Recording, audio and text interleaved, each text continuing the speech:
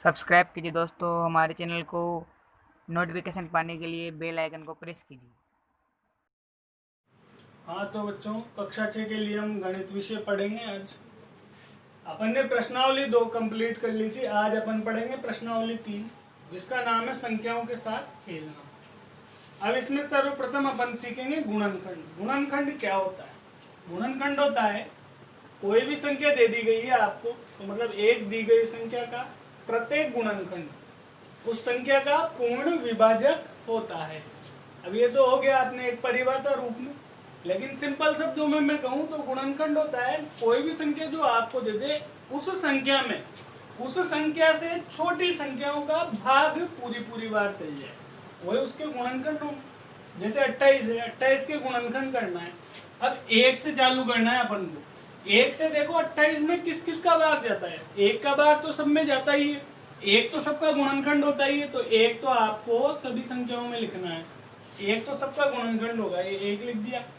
1 के बाद देखो 2 का भाग जाता है क्या? 28 में जाता है पूरी बार, तो 2 भी इसका गुणनखंड हो जाएगा। अब देखो 3 का भाग जाता है क्या 28 में? नहीं जाता, तो 3 गुणनखंड नहीं होगा। 4 का जाता है क्या? 4 का भी पूरी बार जाता है 28 में भाग, तो 4 भी 28 का गुणनखंड हो जाएगा। 5 का जाता है क्या? 6 का जाता है क्या? नहीं जाता। 7 का जाता है, तो 7 भी इसका क्या हो जाएगा? गुणनखंड हो जाएगा। 7 के बाद इसमें और किसी का भाग नहीं जाएगा, सीधा 14 का भाग जाएगा, और 14 के बाद सीधा किसका भाग जाएगा? 28 का। मतलब जिस भी संख्या के गुणनखंड अपन को निकालने होते हैं, उसमें जिन जिन संख्याओं का भाग जाता है वो सभी क्या होती है? उसके गुणनखंड होती है। जैसे 28 था, 28 में देखो 1 का भाग भी जाता है, 2 का भी जाता है, 4 का जाता है, 7 का जाता है, 14 का जाता है और 28 का जाता है। तो ये याद रखना आप, गुणनखंड क्या होते हैं और भाग लगा के देख लेना। जैसे मैं एक और संख्या लिख दूं, यहाँ पे मैंने लिख दिया 35। 35 के गुणनखंड। अब 35 के गुणनखंड अपने पास वही, किस किस का भाग जाएगा 35 में? 1 का भाग तो जाना ही है। अब देखो 1 के बाद 2 का जाता है क्या? नहीं जाता। 3 का जाता है क्या? नहीं जाता। 4 का जाता है क्या? नहीं जाता। 5 का जाता है, तो 5 हो जाएगा। 5 के बाद 6 का भी नहीं जाता। 7 का जाता है, 7 का लगा दो। अब 7 के बाद किसका जाता है ये बताओ आप? 7 के बाद किसी का भी भाग नहीं जाएगा, सीधा किसका भाग जाएगा? 35 का। तो इसके गुणनखंड क्या क्या हो जाएंगे? 1, 5, 7, 35। तो इसको आप नोट कर लीजिए। अब गुणनखंड तो अपन ने सीख ही लिए, अब अपन सीखेंगे गुणज।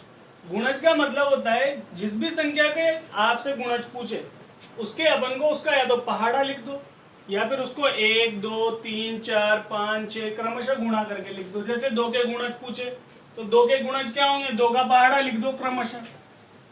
1 दूआ 2, 2 दूआ 4, 3 दूआ 6, 4 दूआ 8, 5 दूआ 10, 6 दूआ 12, 7 दूआ 14। ऐसे ही आगे अनंत तक जा सकते हैं गुणज। गुणज कहीं तक भी जा सकते हैं, गुणज की कोई परिमित संख्या नहीं होती है, गुणज अनंत होते हैं। अब जैसे 5 के गुणज पूछे, तो 5 का पहाड़ा लिख दो। 5, 10, 15, 20, 25, ऐसे ये कहीं तक भी जा सकते हैं। इसका मतलब है डॉट डॉट लाइन का मतलब ये आगे कहीं तक भी जा सकते हैं। 9 के गुणज पूछे, तो 9 का पहाड़ा लिख दो।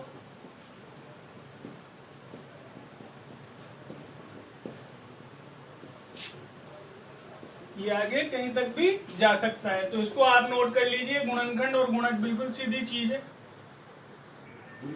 अब यहाँ पे देखो प्रश्नावली 3.1 पे आ जाओ। क्वेश्चन नंबर 1 है, निम्नलिखित संख्याओं के सभी गुणनखंड लिखिए। गुणनखंड का मतलब है जो भी अपन को दे रखी है संख्या, इन सब में इनसे छोटी संख्याओं का कौन कौन सी का भाग जाएगा वो अपन को लिखनी है।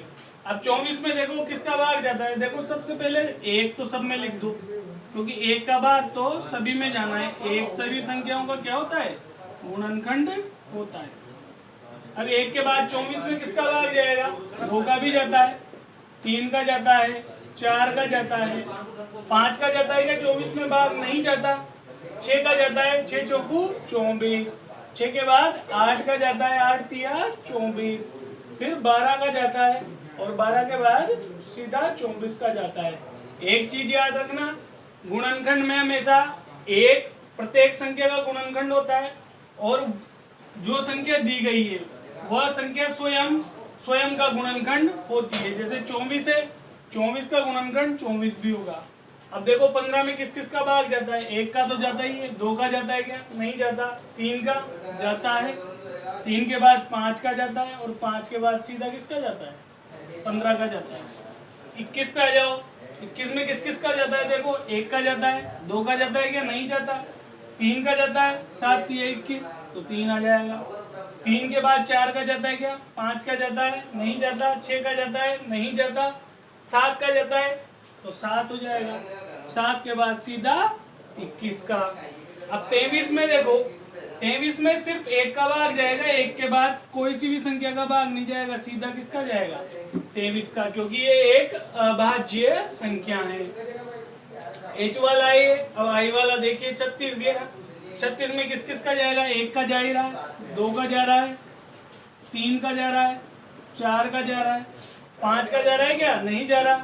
6 का जा रहा है, 6 लिख दो। 6 के बाद 8 का जा रहा है क्या? नहीं जा रहा।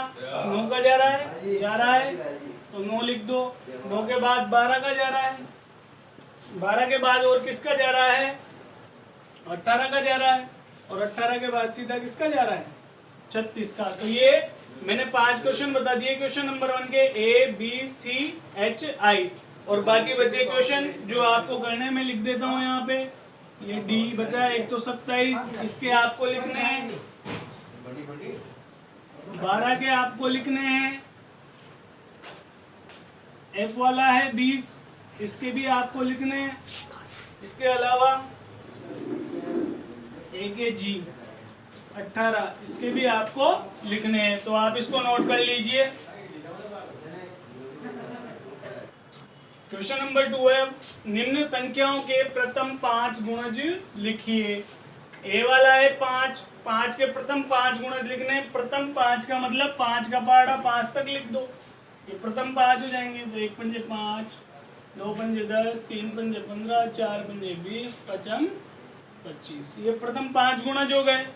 इसी प्रकार 8 के लिख दो प्रथम 5, 8 का पहाड़ा कहाँ तक? 5 तक।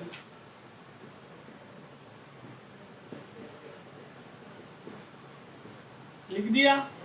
ये 9 वाला आप लिखोगे, 9 का पहाड़ा लिख देना 5 तक, यही आपका है। इसके बाद आ जाइए क्वेश्चन नंबर 3 पर। क्वेश्चन नंबर 3 देखिए। अब क्वेश्चन नंबर 3 है, 2 स्तंभ दे रखे हैं।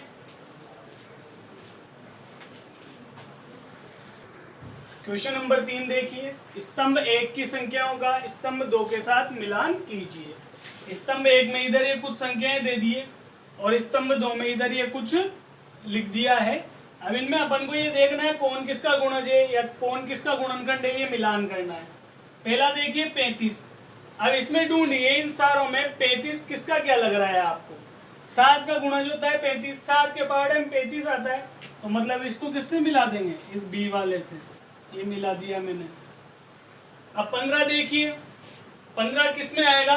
30 का गुणनखंड होता है 15, 15 का भाग जाता है 30 में, तो इसको किससे मिला देंगे? डी से। अब 16 देखिए, 16 किसका गुणज है? 8 का गुणज होता है 16, तो इसको 8 से मिला दीजिए। मिला दिया। 20 पे आ जाओ। अब 20 देखो, 20 किसका गुणनखंड होता है? इसमें और देखो कुछ मिल रहा है आपको? इस 20 के अलावा कुछ भी नहीं मिल रहा, तो 20 किसका गुणनखंड हो जाएगा? 20 का, क्योंकि वह स्वयं संख्या स्वयं का गुणनखंड होती है। अब 25 पे आ जाओ। 25 किसका गुणनखंड होता है? 50 का होता है, तो इससे मिला दो। मिला दिया। अब 140 बचा और इधर ये 70 बचा, तो इसको यहाँ पे मिला दो। ये आप बना लेना और मिला लेना। ये मैंने मिला दिया है, इसको नोट कर लीजिए। क्वेश्चन नंबर 4 देखिए, 9 के सभी गुणज ज्ञात कीजिए जो 100 से कम हो। तो इसमें क्या करना है? गुणज लिखने, तो 9 का पहाड़ा लिख देना। 9 का पहाड़ा 10 तक तो लिख ही दोगे आप, 10 नाम 90। अब उसने क्या बोला है? 100 से कम हो, तो 10 के आगे 9 के पहाड़े में क्या आएगा? 99 आएगा, तो 99 तक लिख देना। मतलब अंतिम गुणज जो है वो 99 आएगा। इसके बीच के सारे आपको लिखने हैं और लिखकर जो भी सवाल मैंने छोड़े हैं वो आपको इस नंबर पर फोटो खींच कर सेंड करने हैं। ये मेरा व्हाट्सअप नंबर है, फोटो खींचकर व्हाट्सएप पे भेज देना, नोट कर लेना इस सवाल को।